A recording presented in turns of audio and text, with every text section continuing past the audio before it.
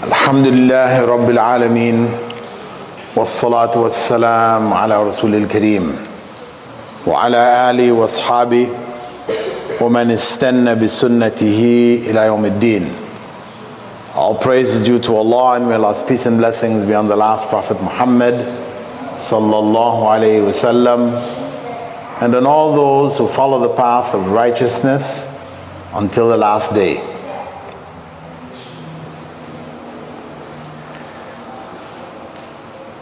The lecture talk as was introduced, called Growing Up Under the Shade, addresses the realities of growing up Muslim in the West. Reality which I have come to see firsthand after spending about 8 months here in Canada. I came here back in May, and since that time I have remained in Canada, in Toronto. For the last 6 months I was Imam of Abu Huraira Masjid in Toronto, and during that period of time I had the opportunity to meet many families and to hear problems and issues that people were faced with. I had 2 days in which I did counseling, and it became very evident to me from that personal experience that the Muslim community is suffering very severely. It has a bleeding wound, and the blood that is pouring from this wound is the youths of the community.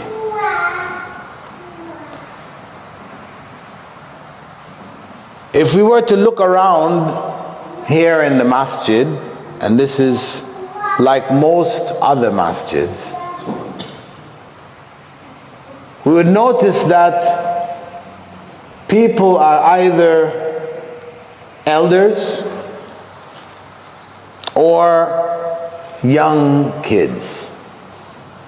Those that are in between, late teens, early 20s, they're not here. Whether males or females. Males more so than females, but both. Those are the critical years, and they're missing.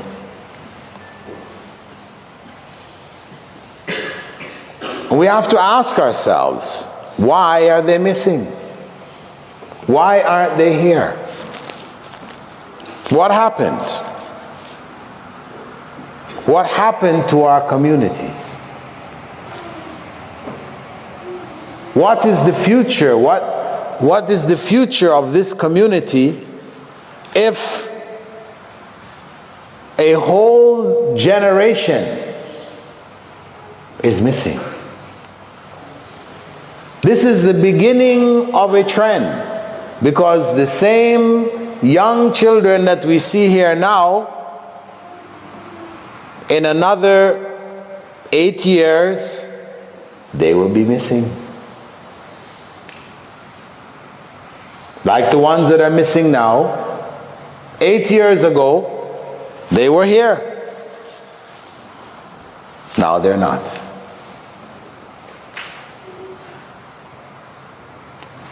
And it is something that has to be answered for.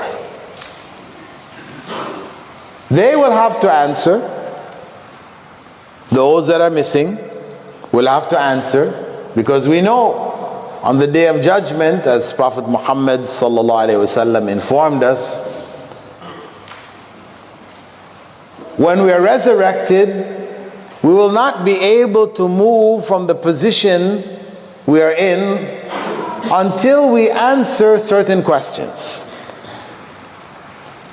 And one of those questions is our youth and how we spent it. Our youth and how we spent it. This critical time, the youth, time of youth, a time where if it is properly spent, it becomes the basis for paradise. The youth, if they grow up worshiping Allah, make it through that period, they enter into a special group of people who Prophet Muhammad sallallahu alaihi wasallam described as being shaded by the shade of Allah's throne. Sab'atun يذلهم الله يوم لا ذل إلا ذل إمام عادل وشاب نشأ في عبادة الله. 7 who would be shaded by Allah's throne on the day when there would be no shade except for the shade of His throne. The just ruler and the youth who grew up worshiping Allah. The just ruler, the scholars said, this is not just the head of state. Yes, it applies first and foremost to the Khalifa or to the president or the prime minister, whatever, that leader. But it is all those who are in that position of leadership. So it goes all the way down to the head of the family. That if they fulfill the requirements of being the head of the family, they would also be among those shaded by the throne of Allah subhanahu wa ta'ala. But the youth who grow up worshiping Allah are specially identified by Allah subhanahu wa ta'ala's messenger Muhammad sallallahu alayhi wasallam because of the challenge that the youth face. That age group, 15 to 25, those 10 years. Those are the years of rebellion. Years where people either rebel against what is not good in society and choose another way. I can say from my own personal experience that some 20 years ago, 21, 22 years ago, when I was in Saudi Arabia, after the Gulf War,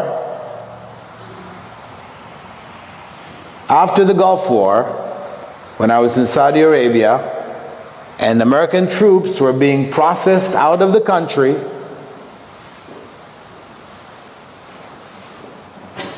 I was a part of a team of du'at who focused on carrying the message of Islam to those 500,000 Americans. And alhamdulillah, in the course of 5 months, in the course of 5 months, from our center alone, more than 3,000 Americans accepted Islam. Allahu Akbar. More than 3,000. And these were mostly within those same 10 years. I would say about 80% of them were in those same 10 years, between 15 and 25. They were able to make choices that adults would have difficulty making. When you talk to people who are older, later 20s, 30s, and so on, they may recognize the truth, but it's very difficult to make the change then. You are now accustomed, you're used to that tradition, way of life that all the people that you know who know you are familiar with. So, like Abu Talib, though the truth is in front of you as clear as day, you can't follow it. You can't make that decision. You are afraid to rebel because of the consequence of embarrassment to family and all these kinds of things. Stops you. But those youth, from those 3,000, and there were more that accepted Islam,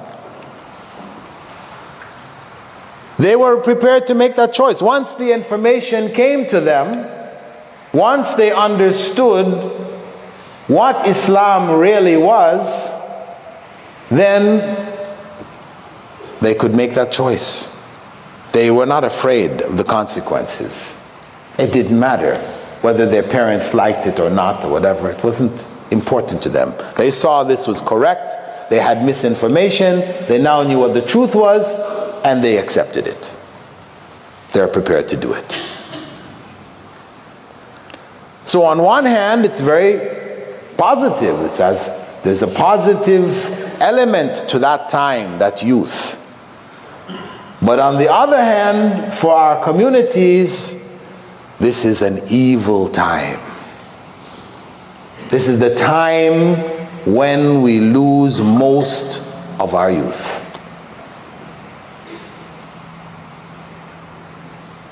A night ago, I sat discussing with a young lady from that same period of time. She was 22 years old. From a Muslim family. A practicing Muslim family. Here. And she was raising questions that I'm sure are the same questions that arise in the minds of the youth who grow up here and who end up losing their way. Same questions.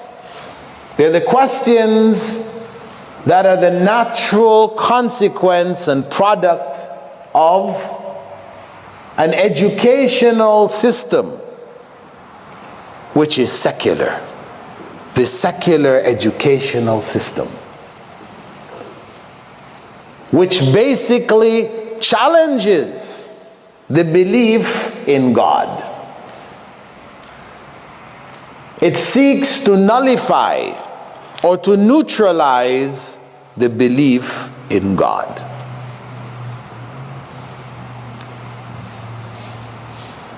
One student told me another few days back in Toronto, he came up and asked me this question. He said, listen, what do I say to my teacher who keeps asking me in world religions class. There's a class called World Religions, grade 11, they're taught. Keeps asking me in world religions class, how do I know that there is a God?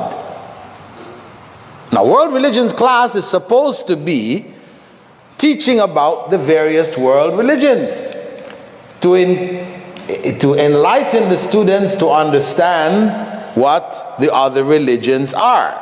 There are other religions around the world, to respect these other people with their other systems of beliefs, etc., etc. That's what it's supposed to be on the outside.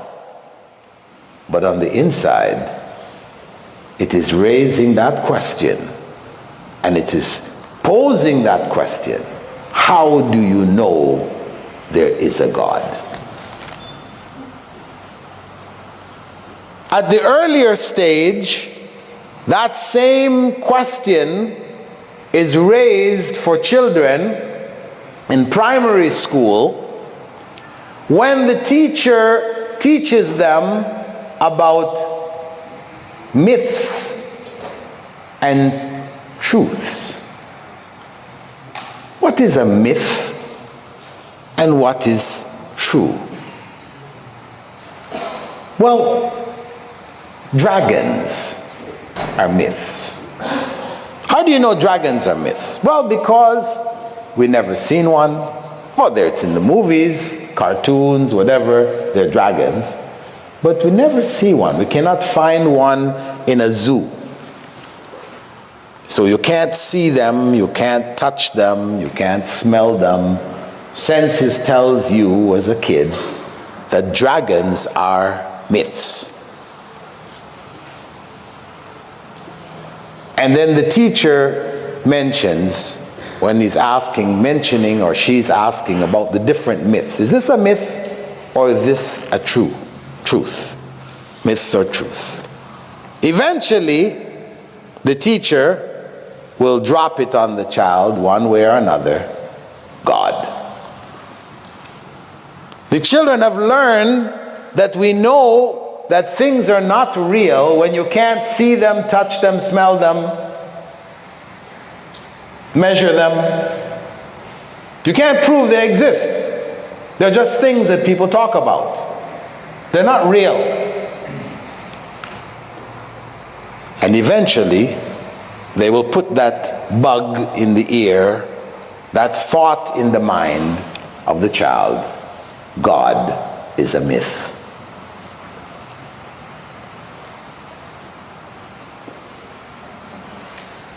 This is what's happening. This is what the secular system seeks to create. Doubts about the very existence of God.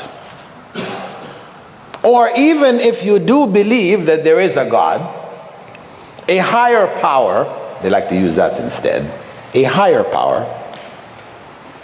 Religions are so many, how do you know which one's true? How can you insist that any one is true? Truth is relative. What you see as being true, somebody else sees as being false.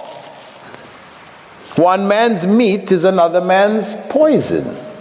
It's all relative. So for you to insist, my religion is the true religion, that's like being, extreme. That's being very biased. That's being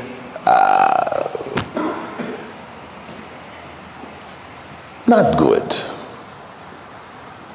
That's not the way we're supposed to be. All religions are equal. We should respect all of them equally. So then what? Then it means really these religions are what? Man-made. Man made them up. Human beings made them up. That's why you feel that Islam is the right religion, but somebody else feels that Christianity is the right religion. Who's to say that you're right and he's wrong, or he's wrong and or he's right and you're wrong, or whatever. Who's to say that? It's just an opinion. So that system seeks to raise doubts in the minds of the children. So that, like this young lady who I spoke to last night, she had huge doubts. Huge doubts about religion in general.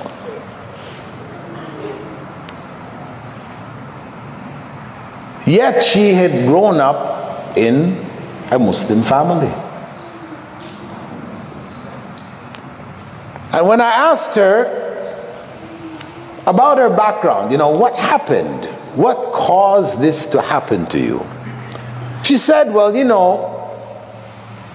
I was practicing Islam because my parents told me to do it. I prayed, I fasted, because they said, you're a Muslim. As a Muslim, you're supposed to pray. When I asked them why, they said, don't ask why, you're a Muslim. Muslims pray, so you should pray. No explanation. No clarification. Just culture. We are Muslims, we pray. You are a Muslim, you should pray. So naturally, with this other information coming at her about myths and truths, about world religions, different beliefs, different ideas, etc.,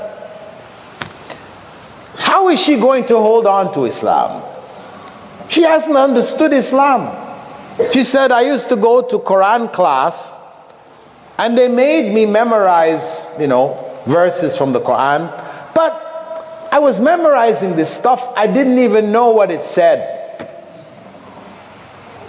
I just did it because my parents say, go to Quran class. I learned how to read these letters in Arabic and these words and sounds, etc., but I didn't know what it meant. I didn't know what it meant. Nobody taught the meaning, the understanding, because it was just traditional. This is tradition. You learn it, you say it in your prayers. Doesn't matter if you don't know what you're saying. As long as you say it, that's what you need to do. You're a Muslim. Muslims say these things. They do these things. You don't have to understand why. It's not important. Don't ask why. Just do it. So what is the consequence? The consequence is her. By the time she was 13, she stopped praying. By the time she was 15, she stopped fasting. Well, she fasts sometimes, a week or two, a few days. It's just custom. There's an iftar coming up this weekend, okay, fast those couple of days. Custom. And this is what is happening to the youth. So it is no surprise that when they reach that critical decade, 15 to 25 or 17 to 27, that critical decade, we lose them. I visited the Muslim schools. One with the best record of the assessment, government assessment of the schools I visited, and I looked at the classes. The classes, kindergarten, maxed. Grade 1, full. Grade 2, 3, 4, 5, 6. 7, the numbers start to drop. 8, the numbers have dropped down. They tried to do grade 9 last year, but there weren't enough students. So no grade 9, no high school. Similarly here, high school's gone. The building is still there, empty. Why? What happened? It's those same critical decade. The same critical decade, the most critical time when the children need to be receiving Islamic instruction, Islamized instruction, we have them in the public school.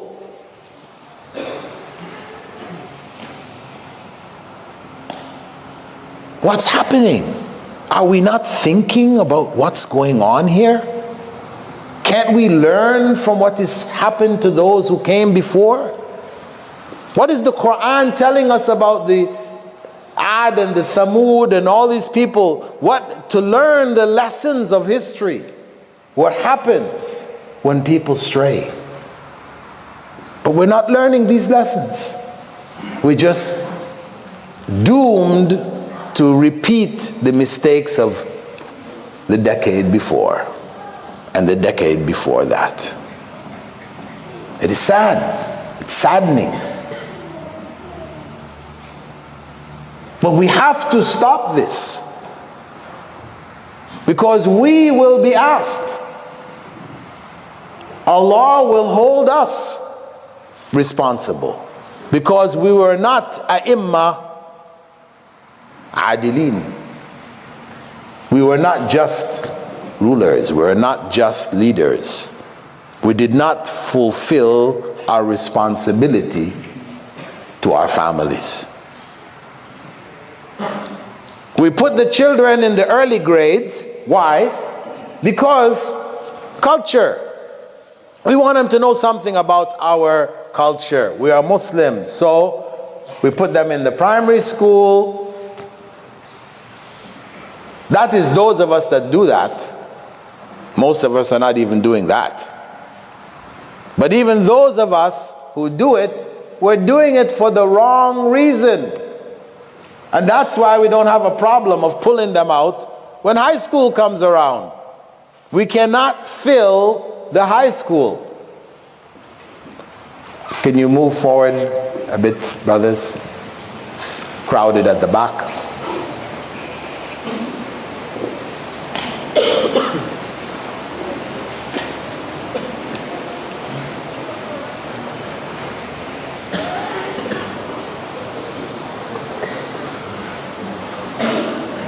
This is the problem that we're faced with.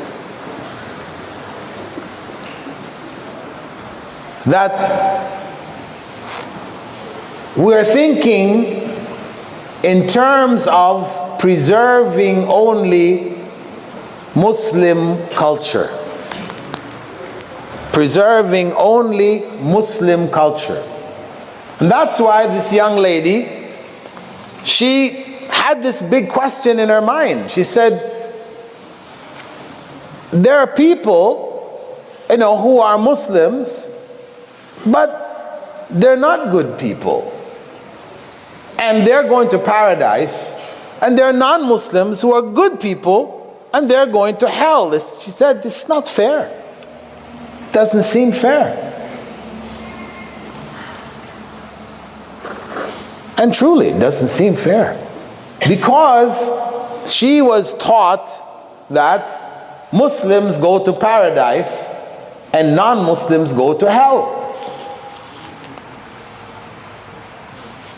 And in her mind, even Muslims were a new religion which started after Christianity and Judaism. That's what she understood. I mean, this is what's being taught in world religions class. Yes, they're called the three monotheistic faiths. The first of them was Judaism, the second was Christianity, and the third was Islam. This is a lie. It's an opinion, but for us as Muslims, this is a lie. There is no religion called Judaism. There is no religion called Christianity that came from the prophets of God. There is a religion called Judaism by people, but not from the prophets of God. There was only one religion that came from God, and that is Islam. So in her mind, it didn't make sense that these people who are called Muslims, who just showed up, the last of these three monotheistic faiths, that they should all be going to paradise and all the people who are non-Muslims were going to hell. That's what she understood.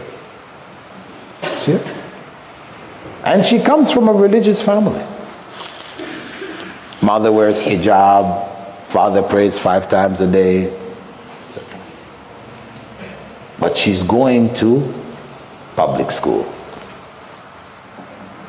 So they are teaching her religion, what religion really is.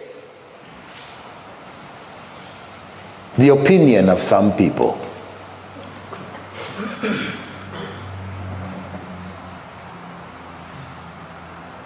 And who's at fault? Who's to blame?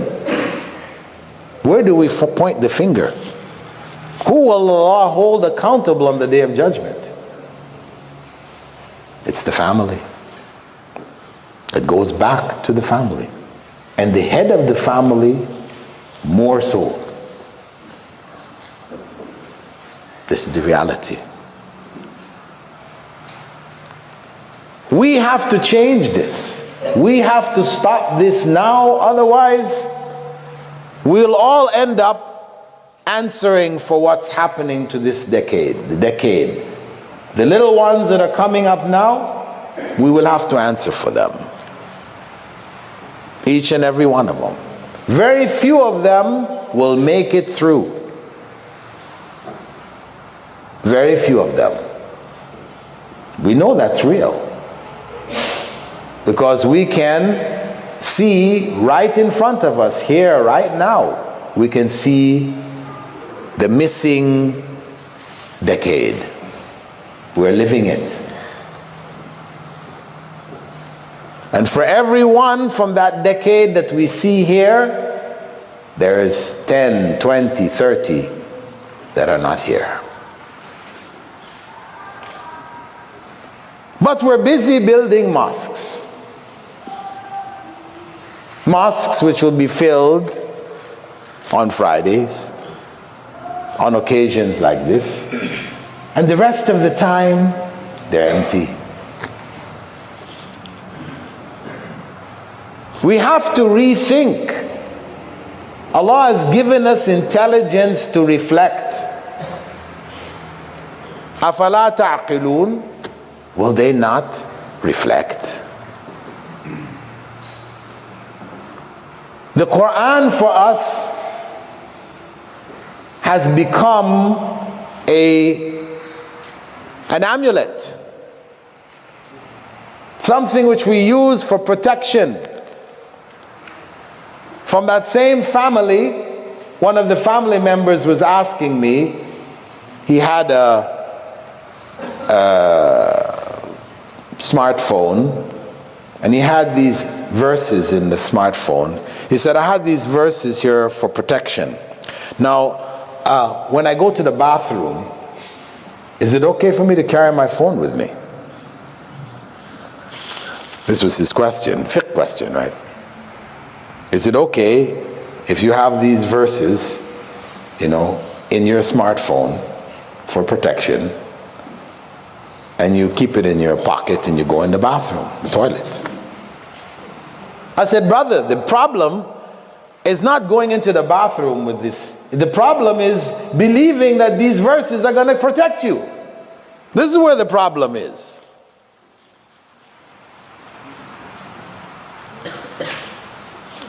And he got into this discussion, There is some hadith which it said that if you even believe in a rock, God will protect you through that rock. I said, brother, I never heard of this hadith. What I know is Umar ibn al-Khattab, when he was making tawaf and he pointed to the black stone, he told the people, I know this is only a stone. It can neither benefit me nor harm me. And this is the most important rock in Islam. And the only reason why I kiss you is because Rasulullah sallallahu alaihi wasallam kissed you.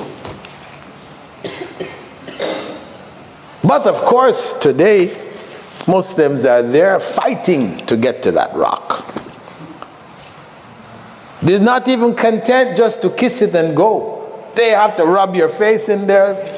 Somebody will pass his baby along and they rub the baby in there. And,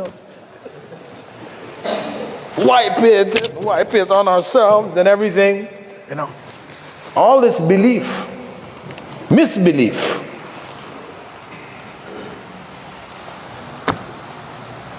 So this was the problem. That though the family may have been Muslim, etc., there were issues, there were problems there. They didn't really understand Islam. And that's what they inherited. We've got these verses on our walls in our homes, those of us that try to practice Islam. We put these verses on the walls. Ayatul Kursi. But Ayatul Kursi is written in calligraphy which is so deep, so complex, you can't read it. It's not for reading. It is put there in the belief that simply hanging it on your wall, it is going to protect your home.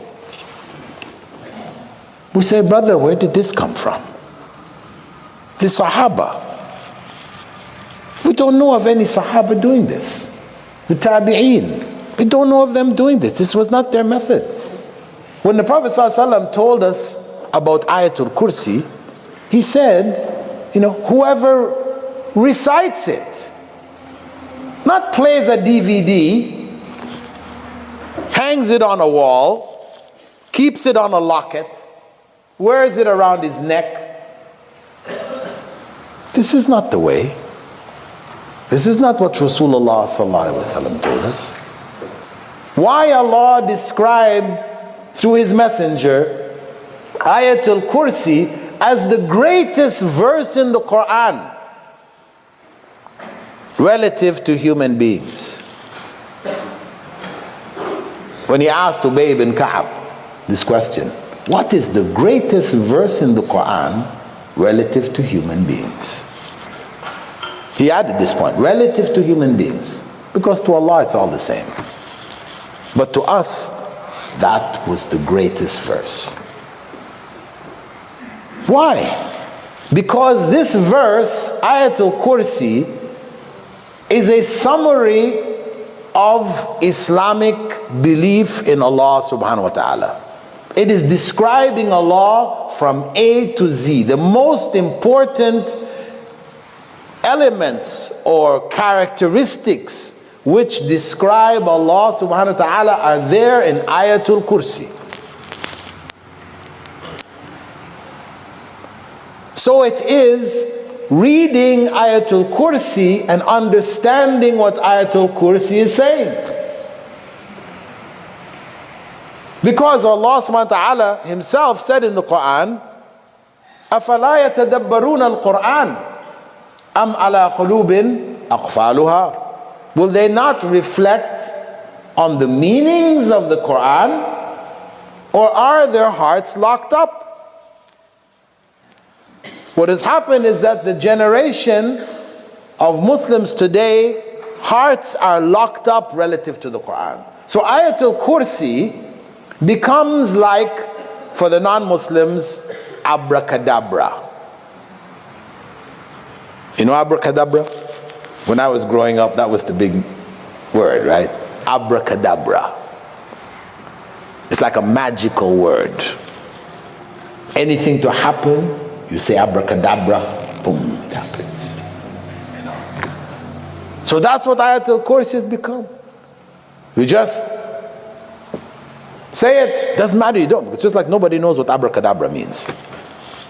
There's no meaning to it. So like that Ayatul Kursi, just say it. It's going to happen for you. But that's not what the Quran was revealed for. The Sahaba didn't use the Quran like that. This is a result of ignorance, distancing ourselves from the Quran. That we have turned the Quran into magical amulets and talismans hung on walls, printed on rings.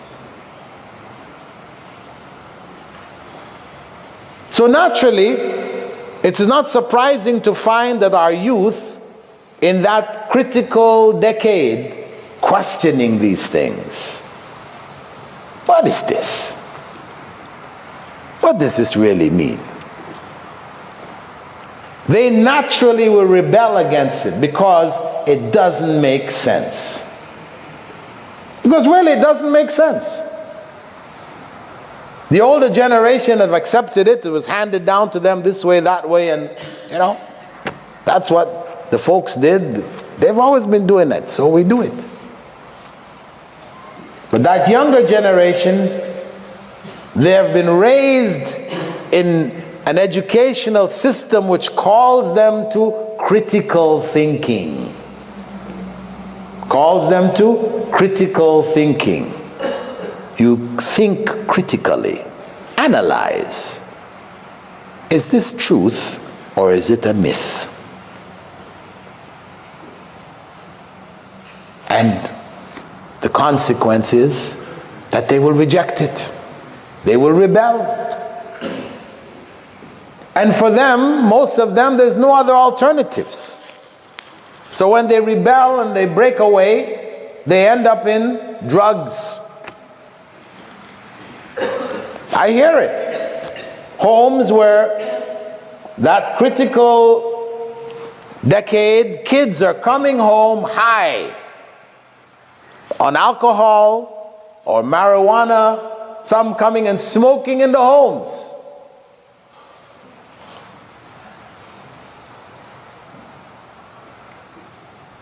And we can't even fill our high schools with Muslim kids. We've got schools and we can't even fill them in the most critical years. This, brothers, sisters, this is a major sin. A major sin on our part. That we do not provide proper Islamic education, Islamized education for our children, so that they could grow up in the shade of Allah's throne. We have put them on a path to hell. Parents saying, well, we've given them the basics. You know, whether we put them in Quran school, we put them in weekend school or after school, we've given them the basics. They'll come back. So some people say this, I hear them say, they'll come back. Yeah, they're off now, but they'll come back. I came back. Okay, brother, you came back, but how many of your good friends never made it back? This is the point. Simply because you managed to get back, that's no guarantee that your child is going to make it back. And reality is that they're not. We have so many of them out, gone, not coming back.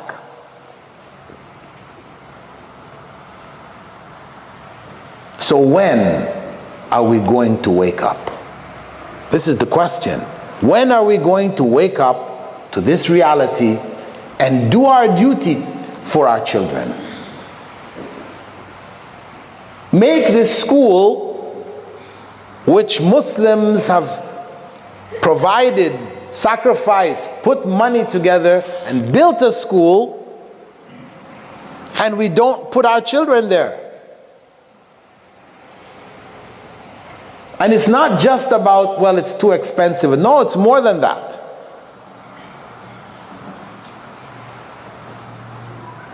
We need to take our children out of the public school and fill this high school here. This junior high school here, we need to fill this school. There should be a waiting list. We should have our homeschooling programs for those who can't get in. There's not enough room, the other schools, so they're studying at home. We have to save our children, our youth. We have to save them. Brothers, sisters,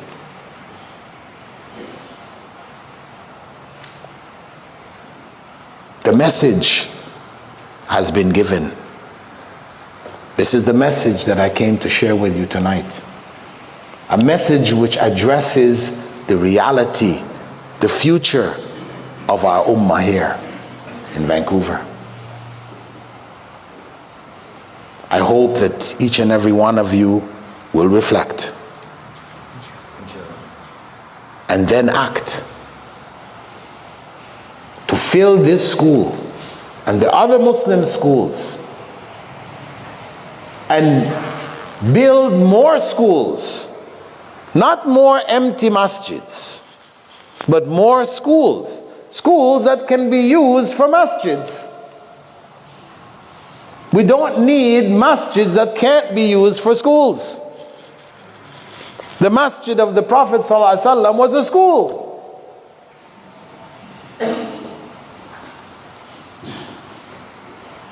This is critical. The youths can only be saved if we provide a means and a place for them to be able to feel comfortable, to come, be together, to learn, to benefit. Place where there is room for sport, etc., and things which attract them, which are halal.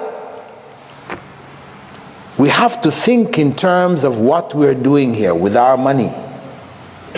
Yes, it is true.